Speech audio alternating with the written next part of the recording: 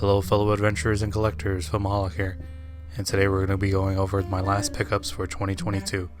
Now overall the year was pretty great in terms of pickups. I managed to find some good figures and at some good prices, so to wrap the year up I actually picked up another grail piece of mine. And if you haven't seen my photography or don't know my collection history, I started out with Marvel Legends to begin with. That's what was the line that really got me into collecting, and it was the Spider-Man kind of theme that got me really into the different versions, and one of my favorites just so happened to be Scarlet Spider. And when I saw Hot Toys was going to release one, I wanted it, but at the time I couldn't justify the price because in my mind the Marvel Legends were the better option for your price. But seeing as I've reshifted my focus to 1/6 collecting, this figure was always on the back of my mind.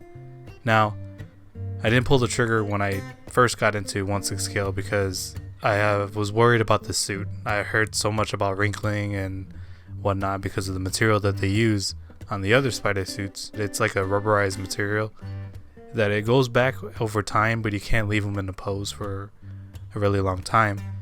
But after looking at reviews and other photographs, I noticed that this figure doesn't necessarily have that.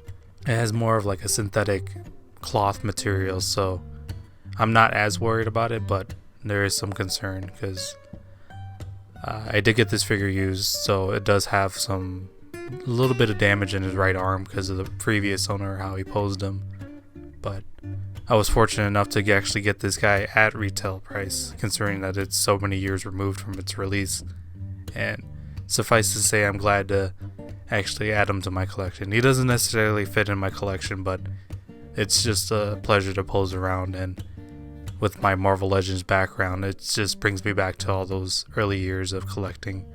So I'm excited to have this guy in my collection, and the accessories with him really blow my mind because they're, very unique in the sense that they're more contemporary. So it's been fun posing this guy around. I haven't necessarily been taking a lot of shots of him because I really want to nail down his swinging poses and I want to make it look realistic. So I've been experimenting with that, but in the meantime I've also been just goofing around with him because I feel like he's a more goofy kind of character. So yeah, I was glad to have pulled the trigger on this one because I was on the fence because it was a relatively high price, but it was still less than what some other people are asking for. So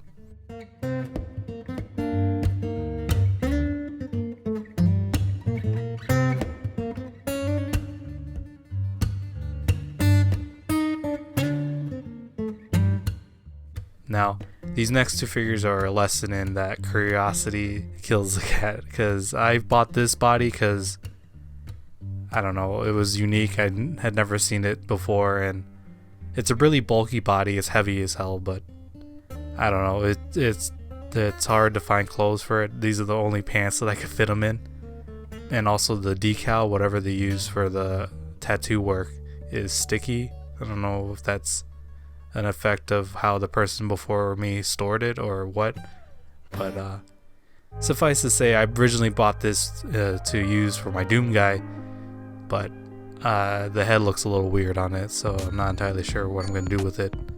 I also broke one of the wrist pegs. But yeah, I might sculpt a head for this, considering that most of the heads I have look a little tiny on it. So, and as you can see here it is next to a bunch of other bodies that I have. On the left you have a Damn Toys 2.0 body. It's also taller because of the pegs that it has in the ankles, but it's a lot more narrow. Now you have the TB League body as well as the is it Damn Toys or Soldier Story? One of the more muscular type bodies. I think it's the Damn Toys body. But yeah, I wish he was taller and a little bit more articulated because you can't really get his arms crossed to do like a gun pose or anything, but to have him as maybe a possible bad guy for Scarlet Spider is a thing that I'm leaning towards, but I'm not entirely sure. I've been really debating on what to do with him, considering that I just bought him out of curiosity, but I don't know. has a uniqueness that that pulled me towards it. Now I ended up finding another Gangster's Kingdom figure, and I am a little disappointed in it. And I changed the clothes and I changed the look because I was trying to really justify the purchase. But I don't know what it is. It feels like this head is a lot bigger than the other female figure in this line, and it's really throwing me off. So I'm not entirely sure. But regardless, I didn't necessarily pay retail or above retail. I actually won it in an auction. But again, I would feel worse had I spent the actual 150 to 200 range. So it's a nice addition to have to the Gangster's Kingdom line. But again, I don't know, something about it is throwing me off. Probably need to change the clothes or something. But yeah, if you're wondering where my other two Gangster's Kingdom guys are, they're currently waiting for bodies, and at the time of filming I was customizing them again, so they were out of commission at the moment. But here's the crew right now. And yeah, like I said, this year's been great in terms of finding things for great prices, and you know, they may not all be winners, but at least I was able to find them at a decent price, so it's not entirely all bad. So with that said, I just wanted to take a moment to thank you guys for continuing to support me and watching these videos. You know, it means a lot, and I'm hoping next year we can really grow this community. And with that said, I hope you guys had a fantastic holiday season and a very safe new year. So until next time, guys, I appreciate you guys checking this video out, and if you feel so inclined, please like, comment, and or subscribe. I very much appreciate it. I'll catch you all next year.